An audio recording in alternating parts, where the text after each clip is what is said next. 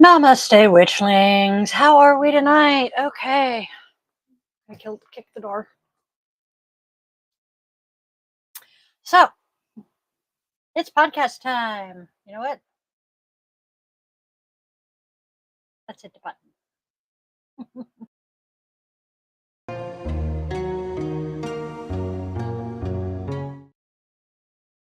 Hello, everybody. It is Pride Month.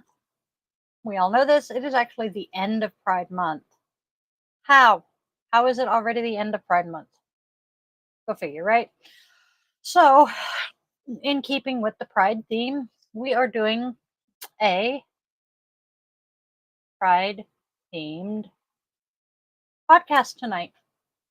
I myself fall under the rainbow umbrella. I am a bi witch. Um, and tonight's theme for the podcast is one very near and dear to my bisexual heart. We are going to talk about the bi erasure. I mean, we are, and I'm going to talk more in depth about this in during the podcast. We are the largest group in the LGBTQ community, but we are often ignored or told that we have to pick a side. So today we're just going to ditch the yoga mat. We're going to ditch the cauldron and the wand, and we are going to dive into this topic in depth. Now, I know you're thinking, hey, you're you talk all the time about unity and breaking down barriers, right? Absolutely, witchlings.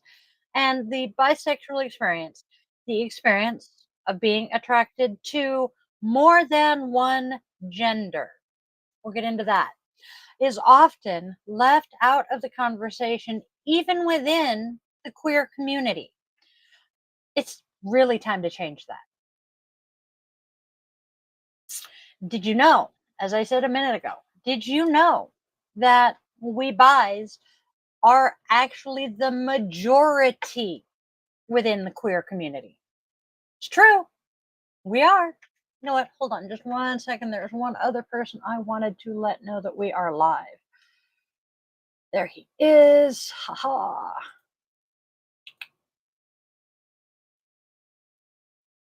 Forgot to let one of my other favorite queer people know that we're live today. But we are the majority in the queer community. It's very true. But we are often invisible. Our experiences erased, and straight up our identities questioned. I mean, we show up at pride events or in queer spaces with an opposite sex partner, and we're often told that we have to prove our queerness. Queer identification in the US continues to grow, with about 7.5% of US adults now identifying as lesbian, gay, bi, trans, queer, or some other sexual orientation that is not straight. Let that sink in. 7.5%. That's a lot of people.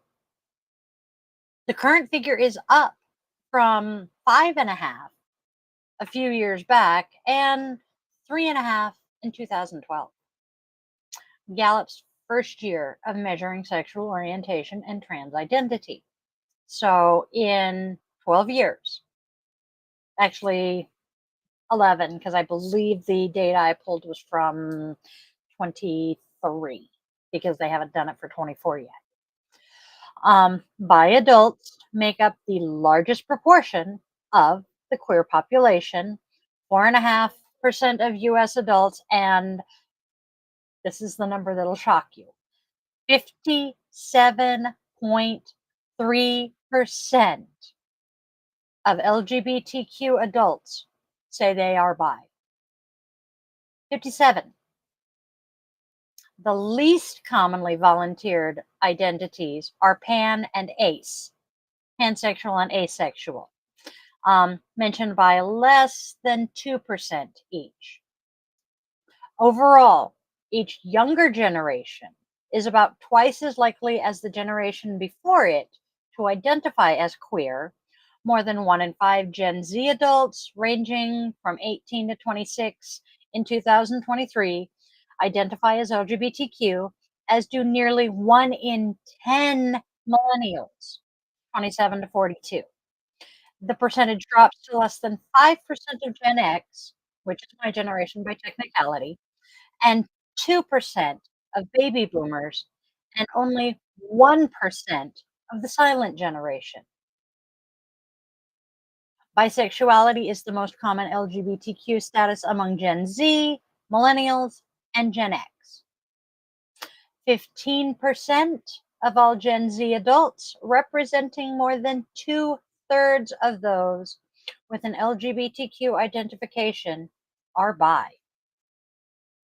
That's a lot of people in the LGBTQ community. Women are nearly twice as likely as men to identify as LGBTQ, 8.5 versus 4.7%. Bisexuality is the most common form of LGBTQ identification among women, while men are equally likely to identify as bi or gay. Kind of makes sense. Um, Honestly, and this is me as a bi woman talking. It's a guy thing. Um, Women, our sexuality is kind of poo-pooed and whatever, blown off, and not seen as being real. I will get into this in more into that in a second. Whereas men, manly men, are heterosexual, you know? So if you're not het, it doesn't matter. So I can see why equal numbers of gay or bi. But women, our sexuality doesn't matter. This kind of, and a large number of the rainbow community are also polyamorous. And in the poly community, there is this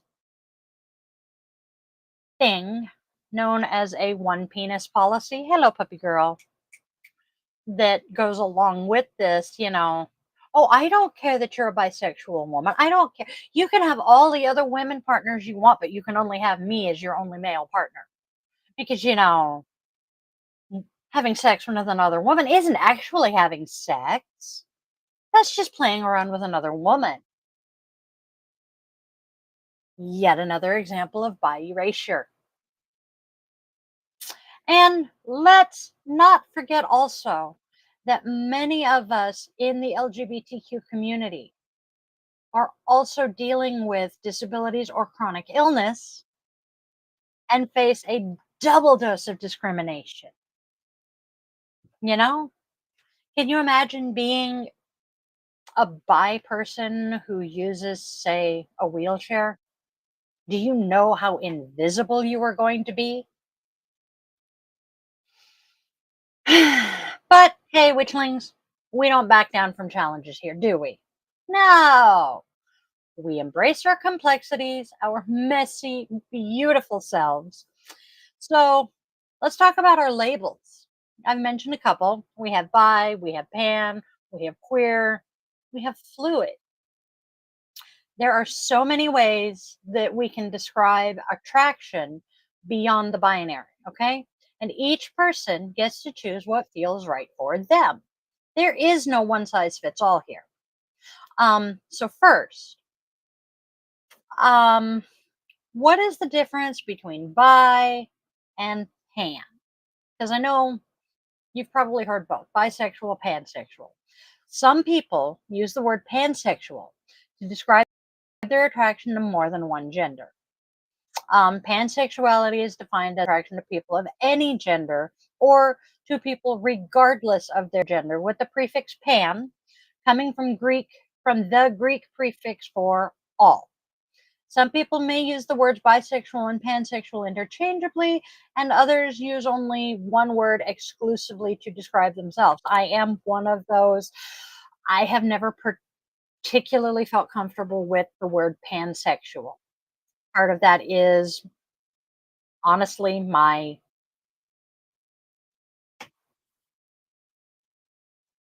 generation. That's what I'm looking for.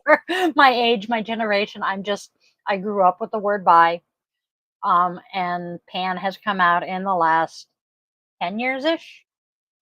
And it just, eh, but I have always identified as bi. Um, so it is really important that you ask what word a person would like you to use to describe themselves rather than assuming or defining for them. There is no better identity term, there is only the one for you. Multisexuality refers to all identities that include romantic and or sexual attraction. This is in contrast to monosexuality, i.e., identities involving attraction to people of a single gender, such as exclusively gay or exclusively straight. Multisexual identities include, and this is where we get some interesting terms that some of us may have heard, but have no idea what the hell it is. We have queer. Everybody knows queer. Queer refers to an identity that expands outside of heterosexuality. Um, because of the fact it used to be a slur, we are reclaiming it and use it in political movements. So it still holds some serious political significance there. Pansexual, as I just said, an identity term for romantic and or sexual attraction to people regardless of their gender identity or people of all genders. For some pansexual people, gender is not a defining characteristic. Um, but where was I? My phone just made noise at me. So, it's not a defining characteristic of the attraction they feel. Other pansexual people may feel that gender is a significant aspect of their experience and attraction. Then we have omnisexuals. That is someone who is attracted to people of all genders, and for them, gender plays an important part. Abrosexual, ABRO. This is someone who is fluid and constantly changing. Um, s- Scoliosexual is someone who is exclusively attracted to trans and non-binary people. Um, Non-binary people are exactly that. They are a person who does not feel exclusively male or female. They are either, both, and fluid. It refers to someone whose sexual attraction just kind of ebbs and flows over time and depending on the situation. Maybe today I'm more attracted to men, or maybe last week I was lusting over a cute girl. They're sexually fluid. And it can also depend on who they're in a relationship with. So while sexuality can be fluid, attempts to force them to change their sexuality, such as with conversion therapy, no, it is harmful and it is so ineffective. It just doesn't work. And mind you, keep in mind, some multisexual people use more than one of these labels. So, or they can, we're different. Because me, okay, I will, depending on the people I am with, I will say I am queer around some people just because it's easier. You know, just say I'm queer because that way I don't have to get into explaining I am a bisexual person. Yes, most of my relationships have been with men, but I am still attracted to and have been in relationships with women. So if I go to say Pride and I just say I'm queer, I don't have to prove my sexuality. Um, Queer people are finding more expansive ways than ever to describe their attraction, including their romantic orientation.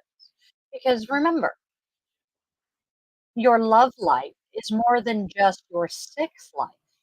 There is the romantic aspect to it too.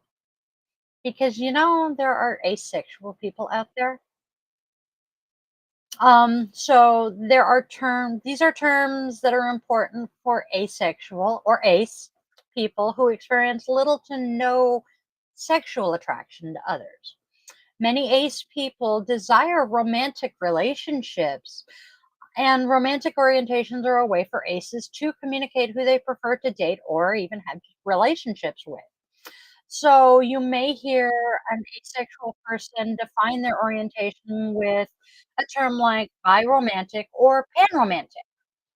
I have an ace child who is mostly trying to remember. I think they're mostly. Uh,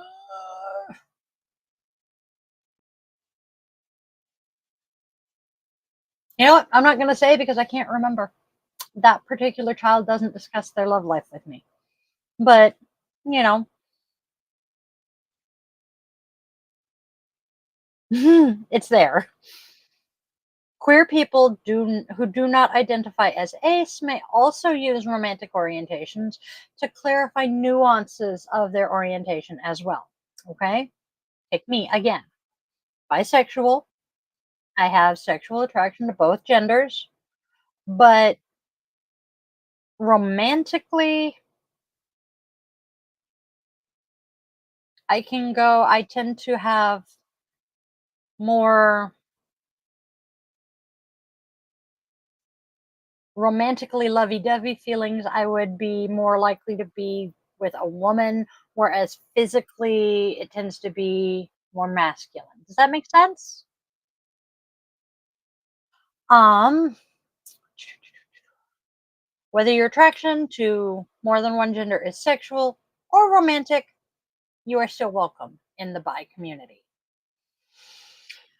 So, all of that is to explain what bisexual is. And we know Pride is a time for celebration, but let's get real here. It can also be a serious mixed bag for us bodies. We're told we're welcome, but then we are either erased or we're fetishized, neither of which is a whole lot of fun. We have to scream to be seen, even though we're the fucking majority. Not too long ago, though, being queer was a taboo.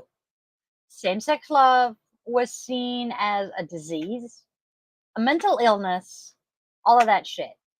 Queer characters in movies and TV were either the bad guys or totally closeted, um, or queer coded.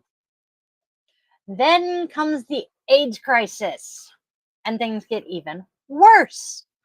Even though HIV affected people of all kinds, the blame, yeah, squarely pinned on gay men. They were seen as the only ones who could get it and spread it. This fucked up data or this fucked up idea, totally fucked up idea, then spread to bi men who were called all sorts of crappy names like disease vectors. Yeah, and they were supposedly infecting straight women. This was supposedly how straight women were contracting HIV. This whole narrative was total bullshit. No science to back it up, but the media picked it up and ran with it. Bi men, especially black bi men, were made out to be these sex crazed, low life, dishonest, lying pieces of scum who were, a danger to everyone. I lived through this. I remember this. This not only made homophobia so much worse, but it also reinforced the really, really, really bad ideas and harmful ideas that already existed about Black men and their sexuality. Decades of this bullshit have seriously messed with how people see us bi folks, and it is no wonder that a lot of people still have this weird fear of dating someone who is bi. They'll frequently say it's just a preference, but let's get real. Is that preference because you are convinced your bi partner is going to cheat on you and give you an STI? Because if it is, honey, that's not a preference. That's biphobia. That is, that's a curse from the hex we got to break. So, what are some things that we can do here to fix this? Well, first, first, let's drop gay pride. Okay? Let's stop calling it gay pride and label it what it really is. Queer pride or just pride. Let's just call it straight out pride. Okay? And let's acknowledge the bi icons who paved the way for us. Fritz Klein, who mainstreamed the concept of sexual fluidity, Stephen Donaldson, who founded the first official LGBT group at a university, and Brenda Howard, who helped make Pride what it is today. Um, there is a huge history of excluding bi folks from the LGBT community, despite despite two very significant bisexual transgender women of color who were pioneers in the LGBTQ rights movement. One of their names, many of us already know, and that would be Marsha P. Johnson. She was part of Stonewall. And the other one is Sylvia Rivera. And, another thing we can do, let's set up some more bi specific spaces at Pride where we bis can celebrate our unique identities without getting shoved off to the side because we're not gay enough. For bi folks, also, it's not just about making sure that we feel comfortable at Pride, but that our straight partners are also comfortable. That kissing our opposite gender partner won't be seen as straight people invading Pride because 88%, say that again, 88%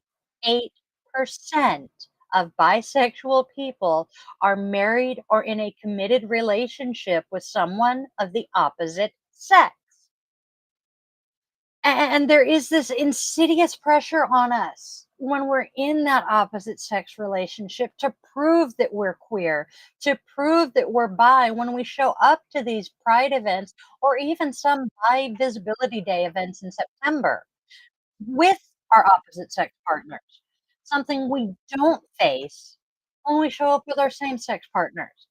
And this is a common experience that can seriously fuck up an otherwise happy event for us. It often leaves us feeling like we're not bi enough.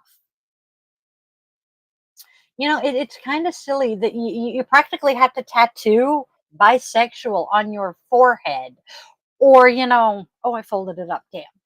Or, wear a bi flag as a cape to be seen as bi when again, we're the freaking majority. And these are the ugly, gnarly, nasty stereotypes around the bi community. You know, we're promiscuous. We're more prone to getting the STIs.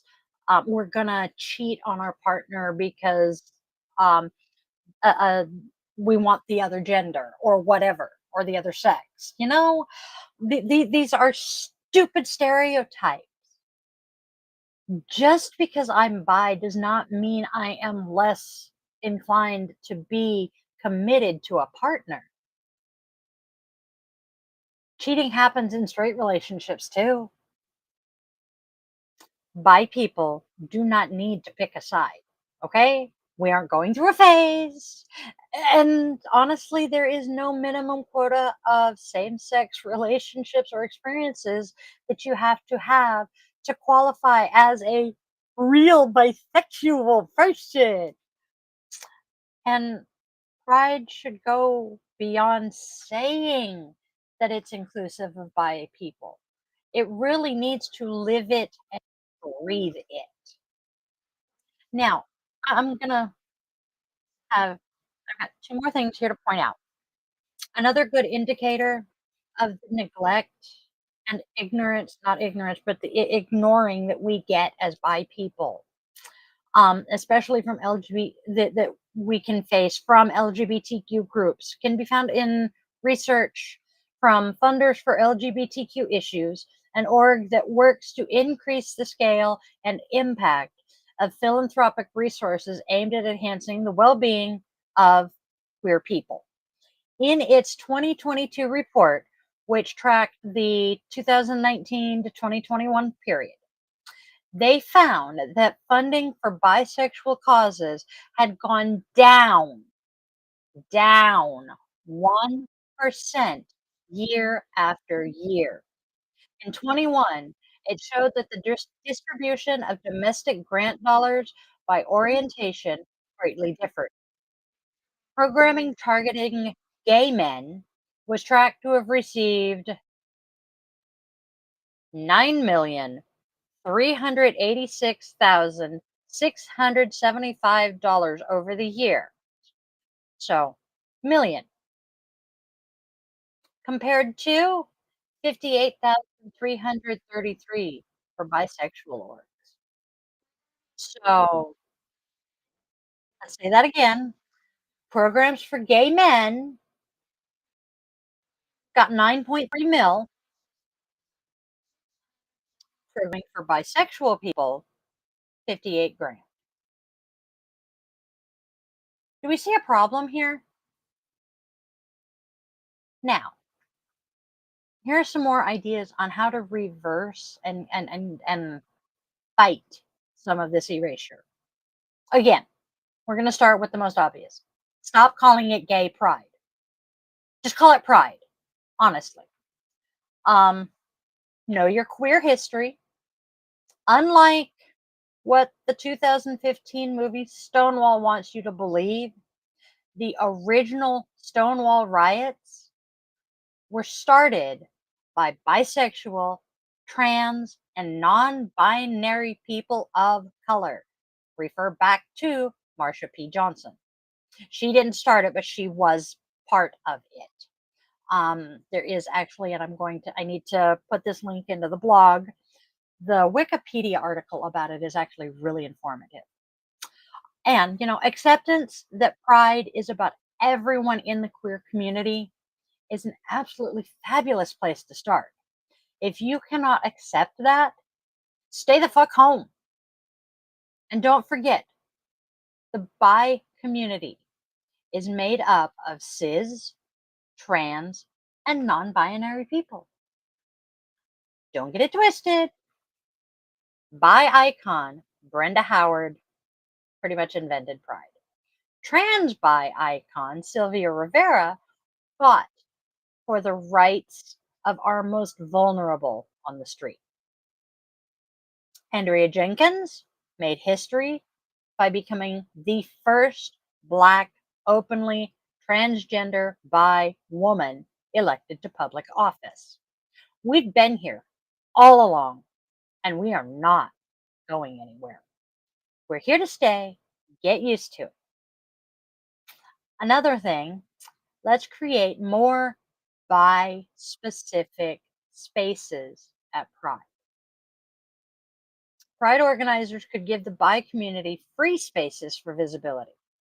Seriously. I'm not saying, give away free booths to bi people.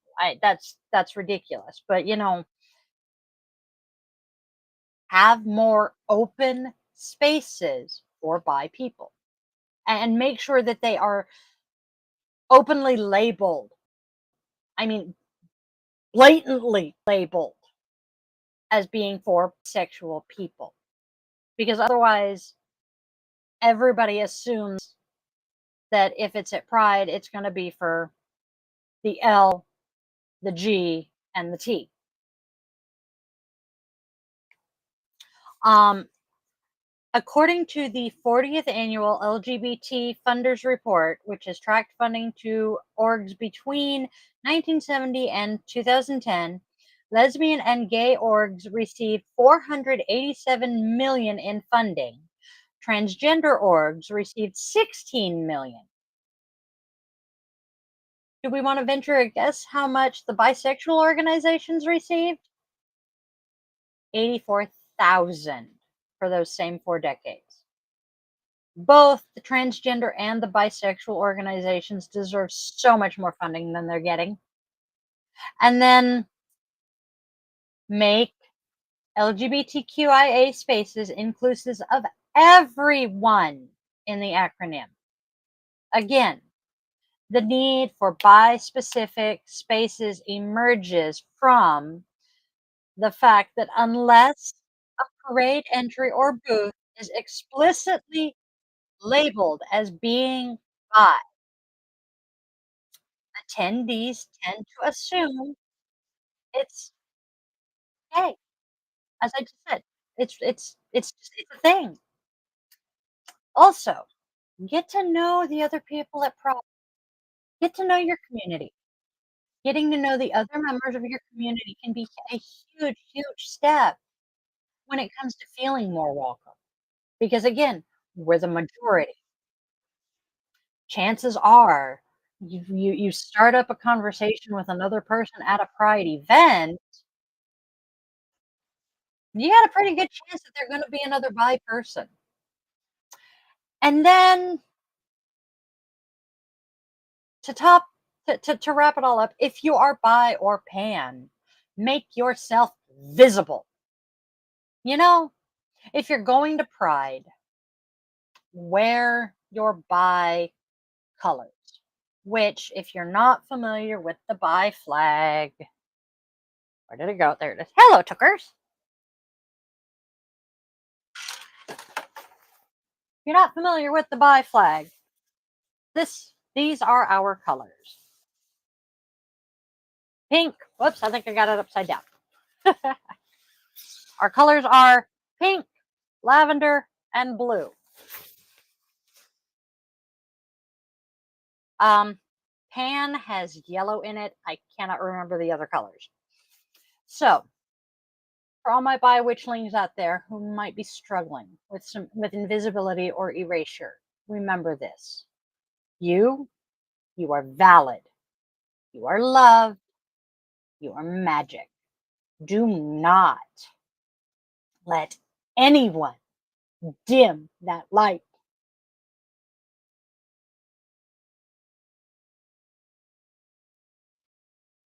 So, go out, go to Pride, do your thing, be bi, be gay, do crimes.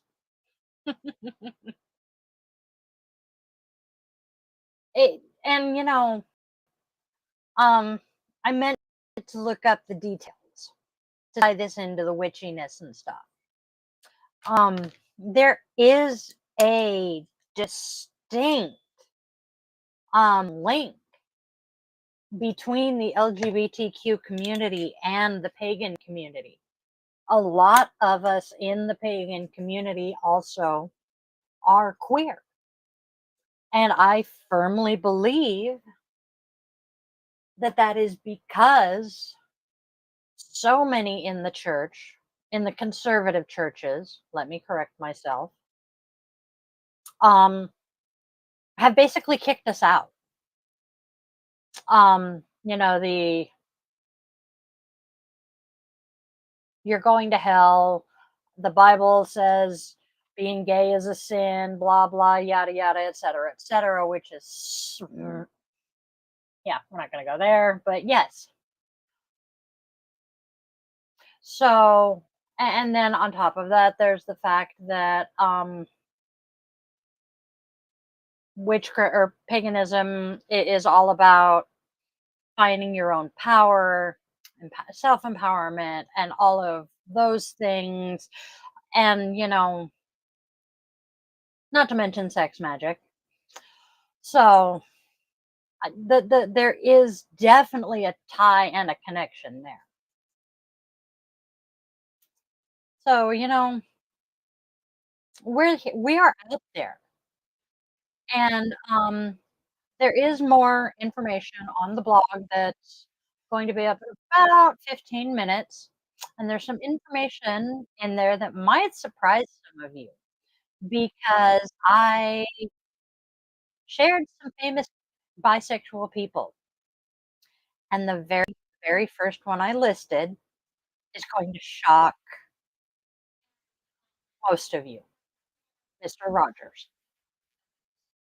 And, shit, there is a quote, and I meant to have it up, and now I feel stupid. Mr. Rogers,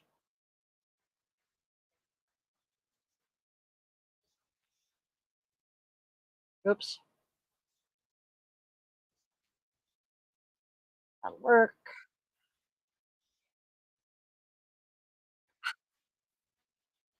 There's a quote.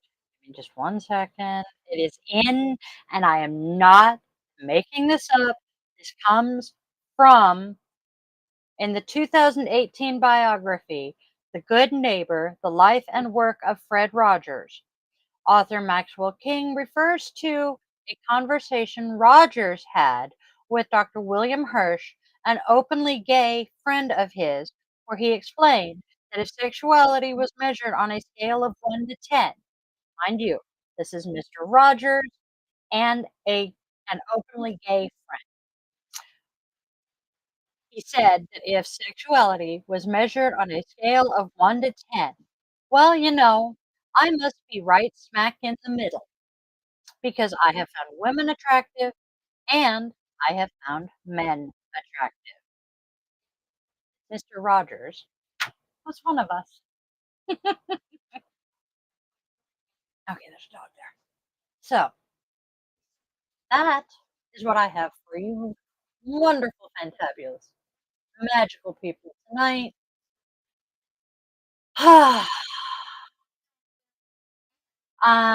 Due to next Thursday being the 4th of July, I may not be here.